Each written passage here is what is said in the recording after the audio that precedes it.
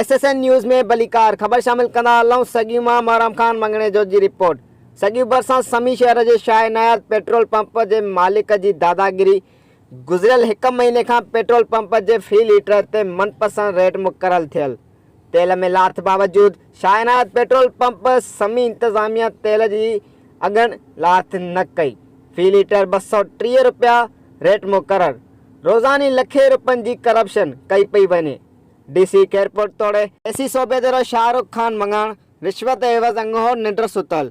बरसात ऐं ॿोॾि जे मारियल अवाम खे वधीक शाह इनायत पेट्रोल पंप समी इंतज़ामिया वधीक हथरादू रेट वठी ग़रीब अवाम खे महांगाईअ जी चकीअ में पीसी रहिया आहिनि।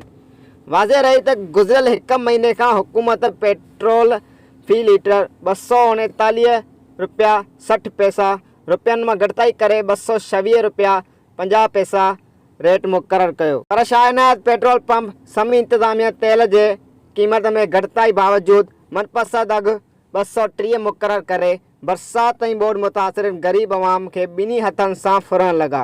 कंहिं नोटिस न वरितो। उन सिलसिले में मोटरसाइकिल टैक्सी हलाए बचनि जो पेट गुज़र कंदड़ पोरे ताला इख़्तियारनि खां मुतालबो कयो त शाह इनायत पेट्रोल पंप खे सील करे कयल करप्शन जी सख़्त कार्रवाई करे अवाम खे लुटजण खां बचायो वञे।